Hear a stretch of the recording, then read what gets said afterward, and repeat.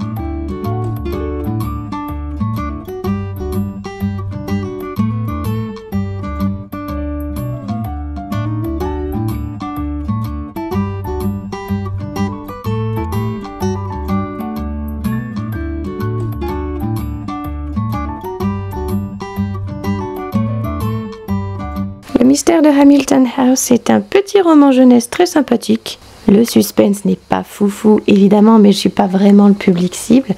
C'est néanmoins une lecture toute douce, à la fois policière et historique. Pratique aussi pour mixer ambiance anglaise et atmosphère un peu indienne.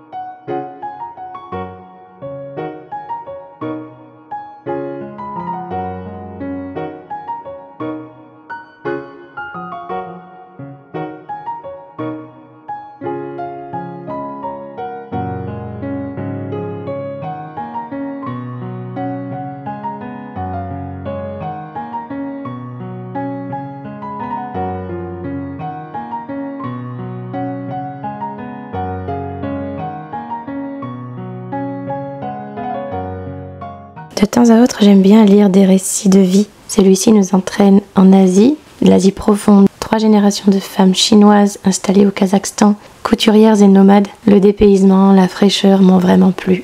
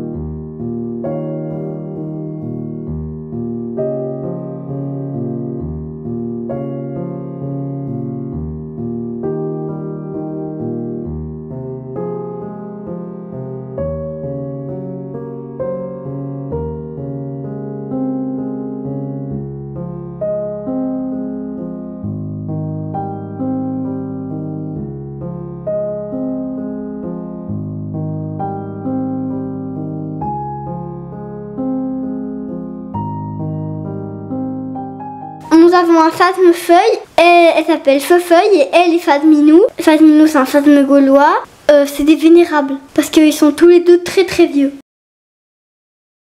Voilà des petites limaces qui se réveillent, je te la montrerai César. C'est toutes les limaces que nous avons attrapées hier.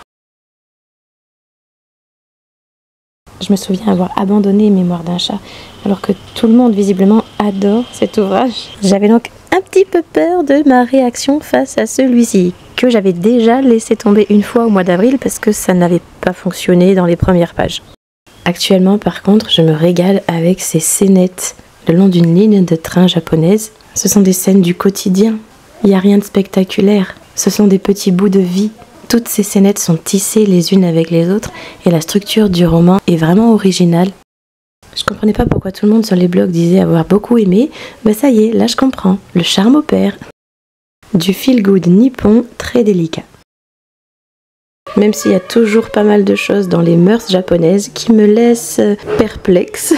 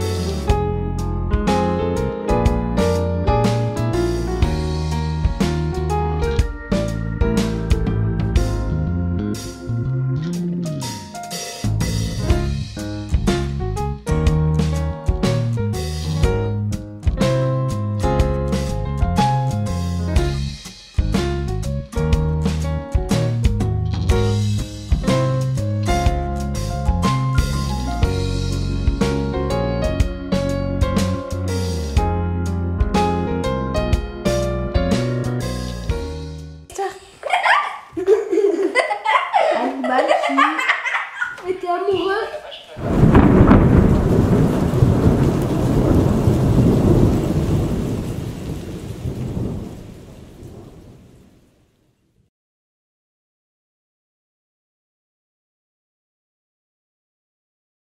De Nicolas Beugler, j'avais déjà écouté Le Cri avec son inspectrice norvégienne Sarah Geringen. Visiblement, il a une autre série avec une inspectrice écossaise Grace Campbell. Et là, les deux personnages s'associent. Donc même si je connais pas Le Passager sans visage, qui est le tome d'avant, il nous est résumé au début de ce volume, donc on suit parfaitement.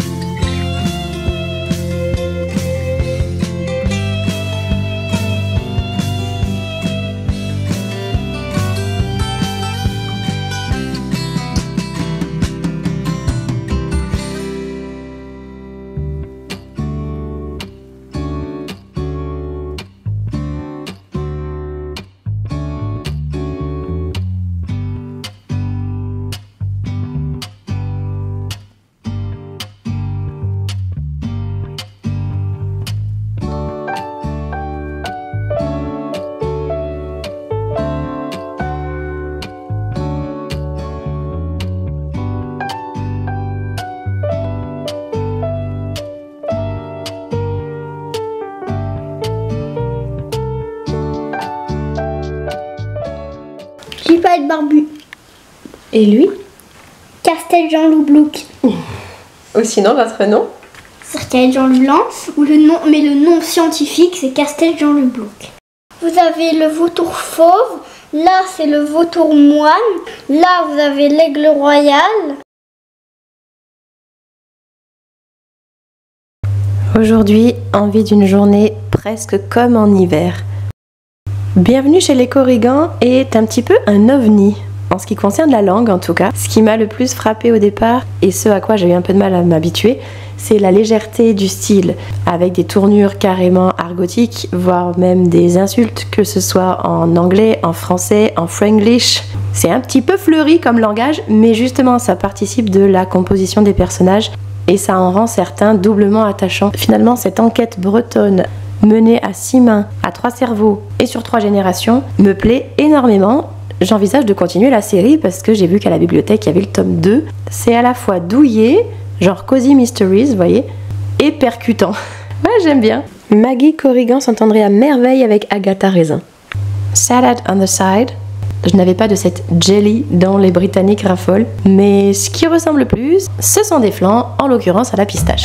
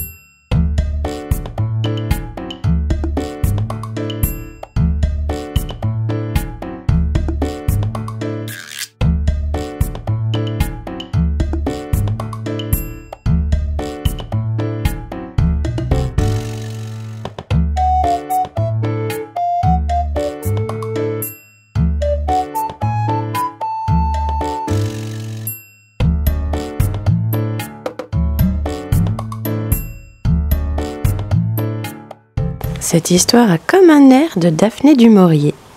Un roman de genre français qui se situe dans un manoir des Highlands, une sorte de huis clos hyper tendu, avec une révélation à la fin, les vieilles pierres, les histoires, le passé que tout le monde ressasse, les règlements de compte, les non-dits, le poids du patriarche et l'explosion finale.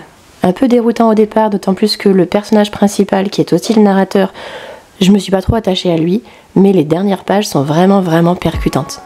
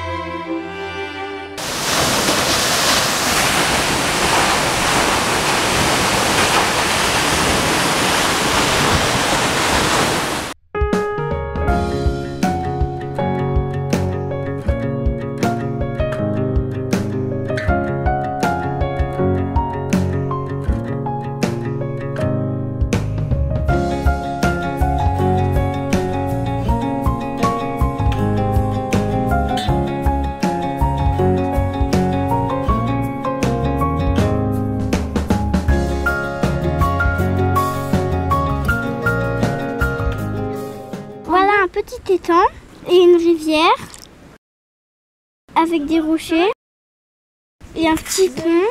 Julien, je pourrais mettre de l'eau ici, s'il te plaît. Petit pont. Voilà. Je pourrais mettre de l'eau là, mais pas beaucoup. Faut pas que ça dépasse le barrage. Juste. Voilà. Voilà un petit nénuphar.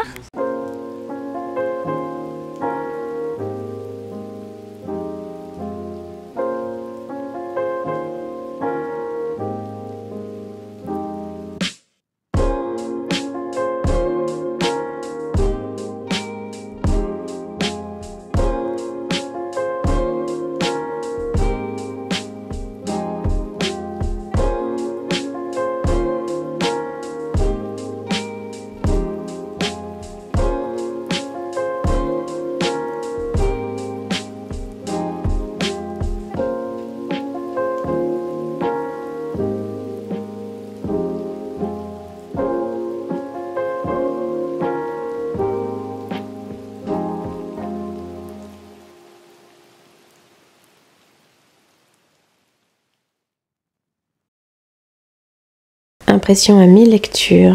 Quel univers! C'est à la fois inquiétant et cosy. On s'y sent très étrangement bien. Je sais plus qui en avait parlé sur un blog ou dans une vidéo YouTube, je sais plus, mais je sais que la personne en question avait adoré. Je comprends pourquoi. Du fantastique confortable, ça existe?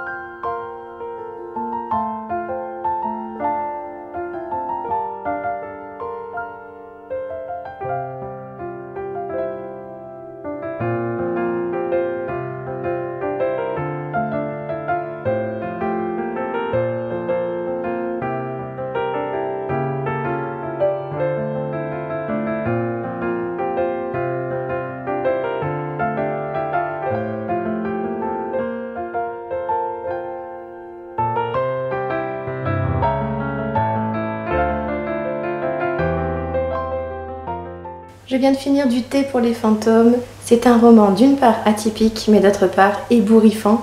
Ébouriffant dans sa forme, ébouriffant dans le suspense qu'il ménage, ébouriffant par les thèmes qu'il aborde, des thèmes graves, des thèmes lourds, mais alors avec subtilité, avec raffinement, avec intelligence. Et le style est vraiment très très beau. Donc une autrice à suivre.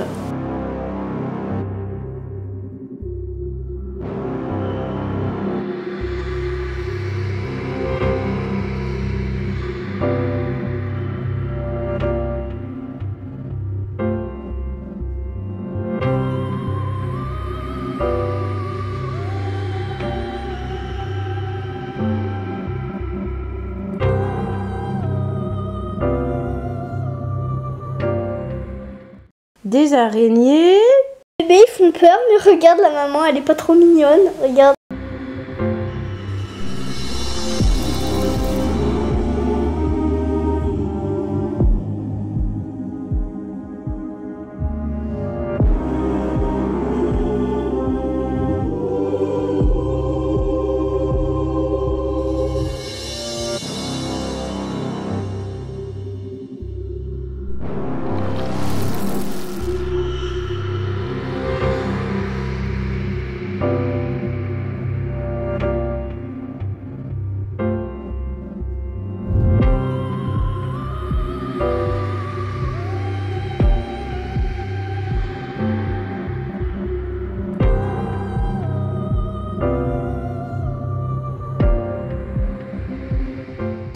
On est entre le roman historique, l'univers steampunk et le jeu et la série The Witcher.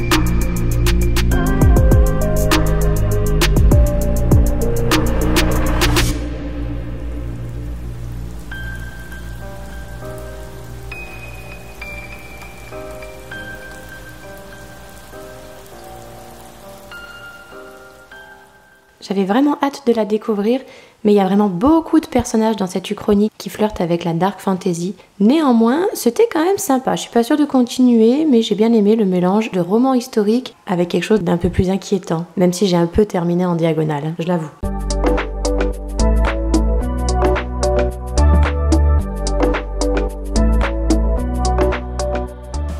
J'espère que vous allez bien, on est le 13 août. Hier nous sommes revenus de notre second séjour chez mes parents dans le sud, sur la Côte d'Azur. Un séjour rythmé, coloré. Et hier soir je dois avouer qu'on a été hyper efficace au niveau du rangement, au niveau de la petite lessive qu'il fallait que je fasse, au niveau des livraisons de légumes et j'ai même fait du ménage, donc que demande le peuple? On a repris le jardin en main, le lardon a rangé les affaires de son sac et puis il s'est occupé de toutes ses petites bêtes et de ses plantes. J'ai commencé véritablement hier soir, la dernière maison avant les bois. J'en attendais beaucoup et franchement encore ce matin je disais à Totoro, je ne sais toujours pas si j'aime ou si j'aime pas. On va dire que je me donne jusqu'à ce soir, peut-être même jusqu'à demain matin, pour déterminer si je continue ou pas. Je vous tiens au courant, bye.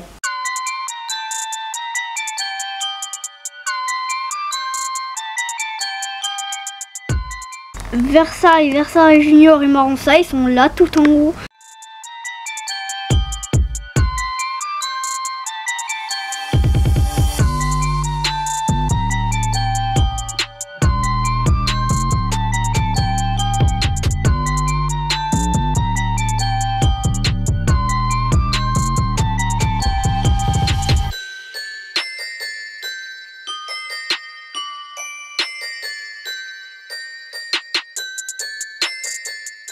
J'ai continué et je vais terminer.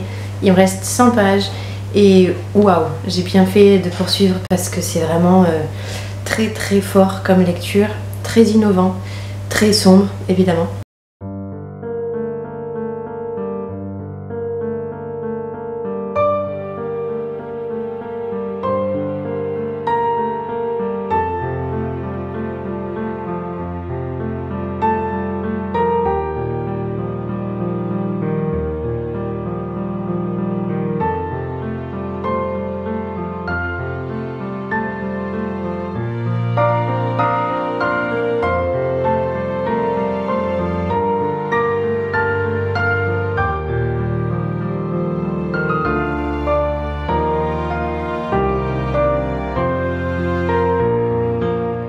Et là, avec le lardon, on rentre de la médiathèque. Figurez-vous qu'avec une des bibliothécaires, j'ai parlé de quoi? Du roman Du thé pour les fantômes. Elle se demandait si ça valait le coup de le lire, puisqu'il a apparemment reçu un grand prix de la littérature de l'imaginaire. Et je lui ai dit que moi, j'avais beaucoup aimé, même si ça ressemble à pas grand-chose d'autre. C'était vraiment une lecture formidable.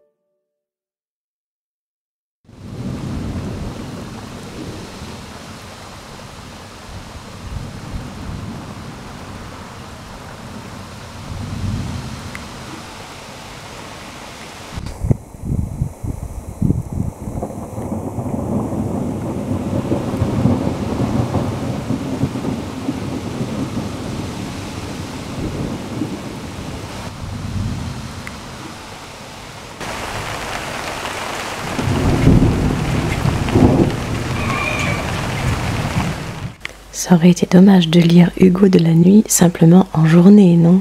Dans ce roman, j'ai trouvé d'excellentes idées, j'ai trouvé de l'humour là où on l'attendait pas, j'ai trouvé le traitement d'un thème dramatique vraiment intéressant, décalé, mais il y a certains passages qui sont, à mon avis, inutilement compliqués. Dans l'ensemble, quand même, c'est une lecture qui m'a satisfaite. Ça m'a ouvert d'autres portes parce que comme je connaissais que Gertie, ben voilà, j'ai vu ce que Bertrand Santini pouvait faire d'autre.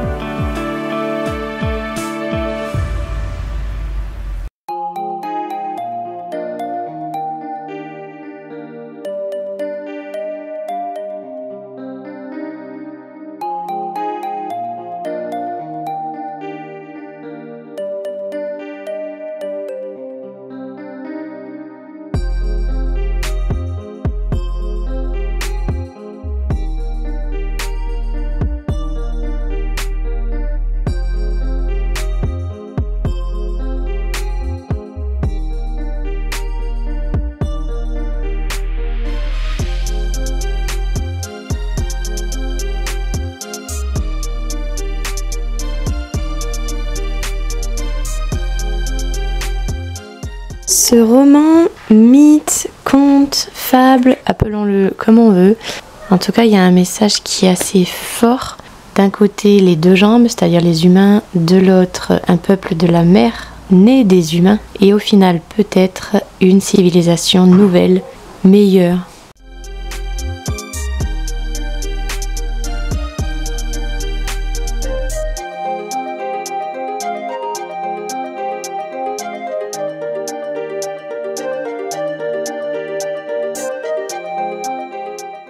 Hello! C'est marqué là. Hello! Hier soir, on a reçu des copains à la maison et c'était cool. Les trois petits vont super bien jouer ensemble. Là, les garçons viennent de partir en vadrouille un petit peu dans la montagne. Il fait tout gris, donc je vais en profiter pour faire un petit peu de montage. Il faut. Bon, le temps un peu prophétique m'a parfois gênée. La temporalité est aussi un petit peu compliquée à suivre. Ce sera pas la lecture de l'année pour moi, mais c'était intéressant. Il y a un petit côté marginal, un peu hors norme. Parce que vu ce que j'avais lu des Forges de Vulcain déjà, j'ai l'impression que c'est un petit peu leur credo. C'est un petit peu ce qu'ils recherchent. Les choses qui grattent un peu, quoi. Et qui nous font sortir de notre zone de confort.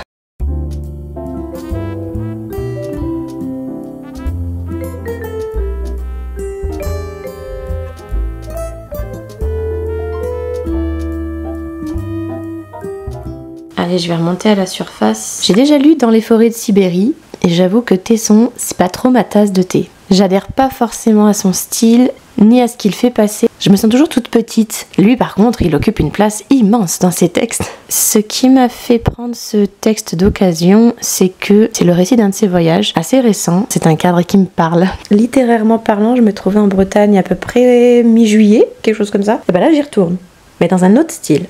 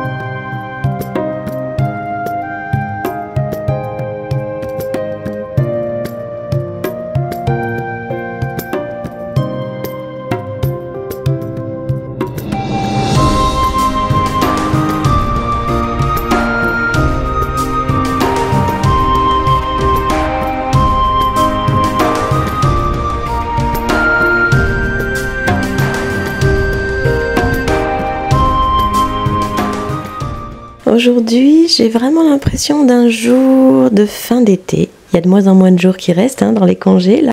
Et ouais, il y a comme un petit air de c'est bientôt fini.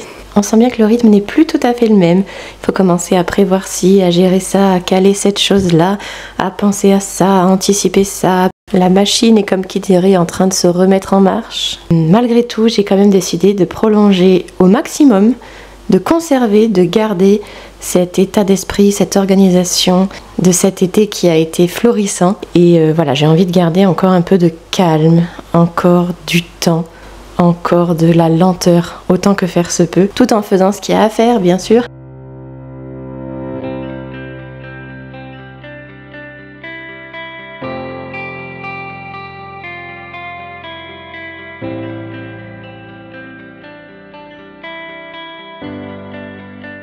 Ça me rappelle un jour où on avait pris le bus en Écosse avec Totoro et où deux dames un petit peu âgées nous avaient demandé « Are you going somewhere nice ?»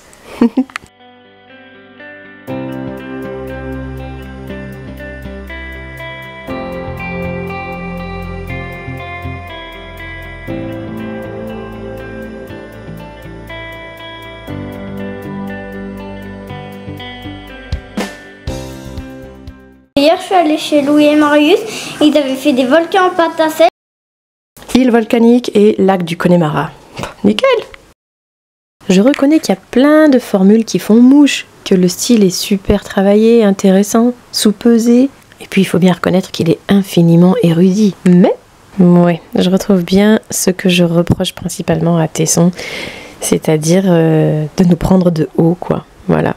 Il critique beaucoup ses semblables pour justement dire que lui n'est pas semblable à nous. Bon, cela dit, les étapes du voyage me charment, donc je vais poursuivre. Allez, même si j'appartiens clairement à une catégorie secondaire, c'est-à-dire le commun des mortels, à qui l'auteur a beaucoup de choses à reprocher. Et encore une fois, il règle ses comptes toutes les 2 pages. Moi, je vous assure, il y a des baffes littéraires qui se perdent des fois.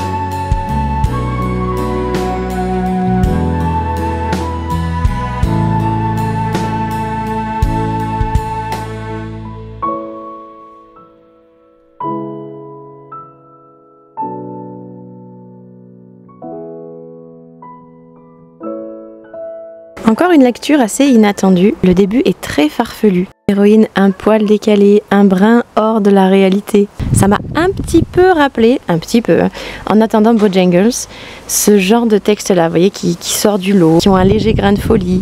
Et ensuite, ça prend la tournure d'une enquête, d'une investigation menée par notre héroïne journaliste et sa meilleure amie. Et vraiment, je sais pas du tout où ça va me mener, sous l'eau, visiblement, hein.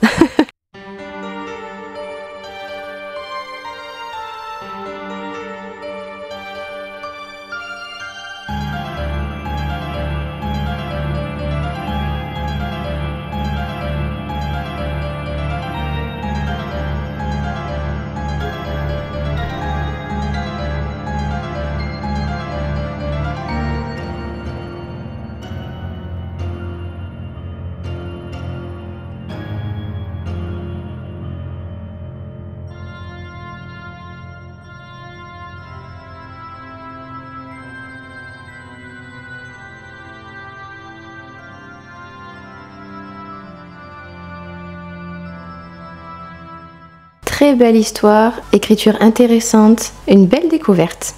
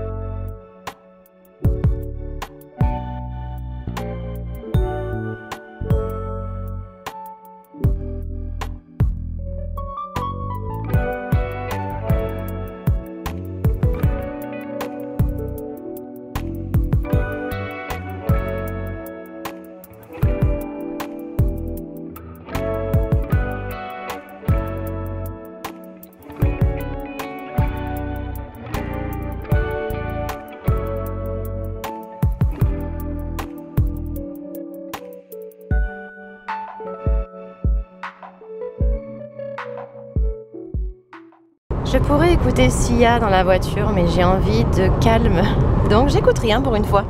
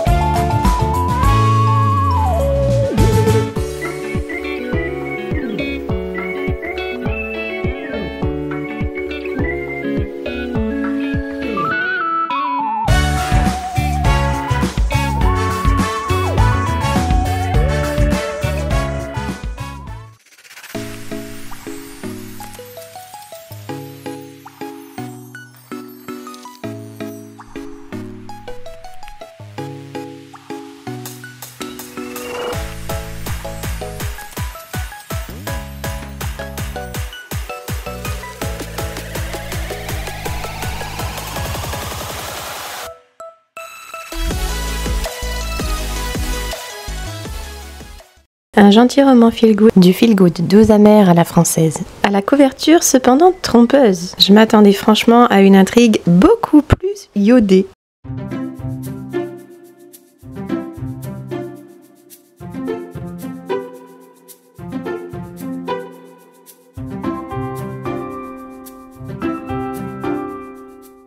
C'était vraiment pas ce à quoi je m'attendais, mais c'était mignon.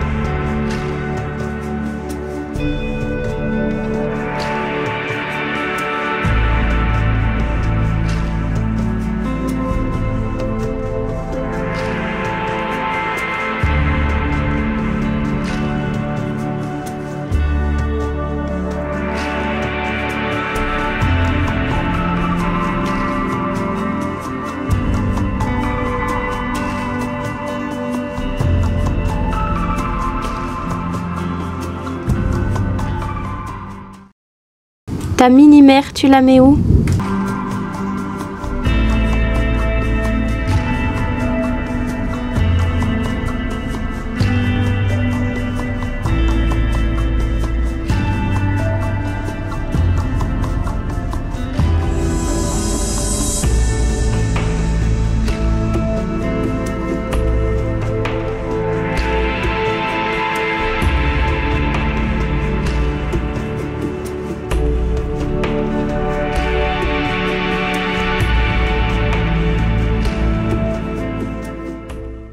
Voilà, notre été 2024 s'achève. Et voilà, notre été 2024 s'achève tranquillement. Totoro a plus ou moins repris le travail déjà depuis quelques jours. Bon, il s'est jamais vraiment arrêté, mais bon. D'ailleurs, il a déjà 2 réunions cette semaine. Moi je reprends vendredi, là, dans 3 jours, le lardon lundi, le 2 septembre. Les semaines passées ont été bien plus douces que celles de l'été dernier. Déjà, j'ai pas eu de Covid carabiné, on a dû annuler aucun plan.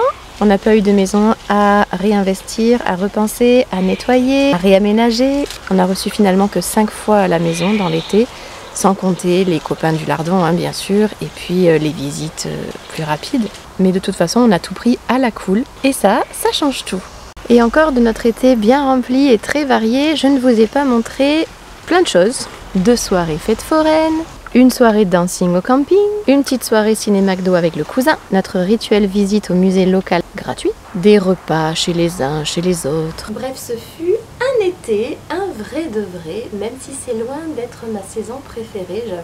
J'ai refait le plein de good vibes et j'en avais besoin, je m'en suis vraiment rendu compte. J'ai refait le plein de paix aussi, de plein de façons différentes. On en a profité puisque ces jours ont été rythmés, enthousiasmants, colorés, vivants, mais on s'est jamais épuisé. J'espère que pour vous aussi, ce fut un joli été et que la reprise, si reprise il y a de votre côté, se passera bien ou c'est déjà bien passé. Vous aurez constaté que cette vidéo devient de plus en plus bavarde, face cam en plus.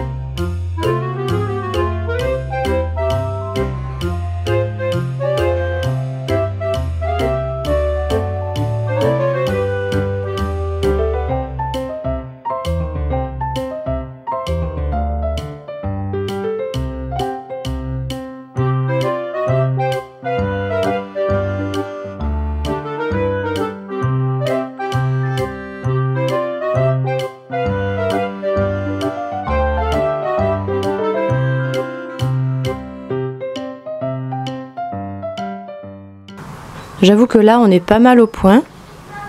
Tout est prêt, du moins je crois. Et puis voilà, c'est reparti pour un tour. Un chouette tour je pense, du moins j'espère. Côté lecture, quand je fais le bilan, c'est pas mal, je suis assez contente. Hein. Dans la foulée, je vous montre donc ce qu'est devenu ma palle estivale.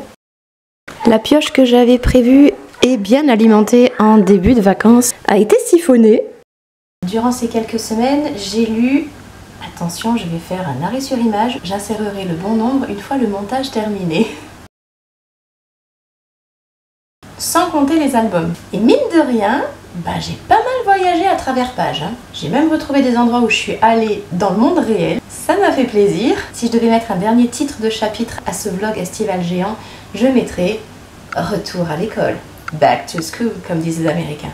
La preuve, j'ai récupéré cet après-midi mon premier roman de style Dark Academia. J'en ai tellement entendu parler de ce style de roman que je me suis dit, pourquoi pas se lancer maintenant?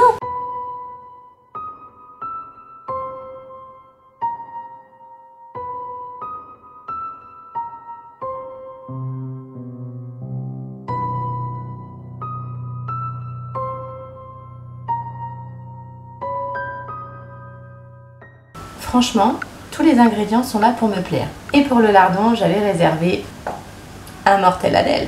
La rentrée des claques. Bref, je vous souhaite plein de bonnes choses. Vous avez été super courageux si vous êtes restés jusqu'au bout. Ça y est, je vous libère. Prenez soin de vous et puis je vous dis à très bientôt pour de nouvelles aventures livresques, mais pas que. Ciao!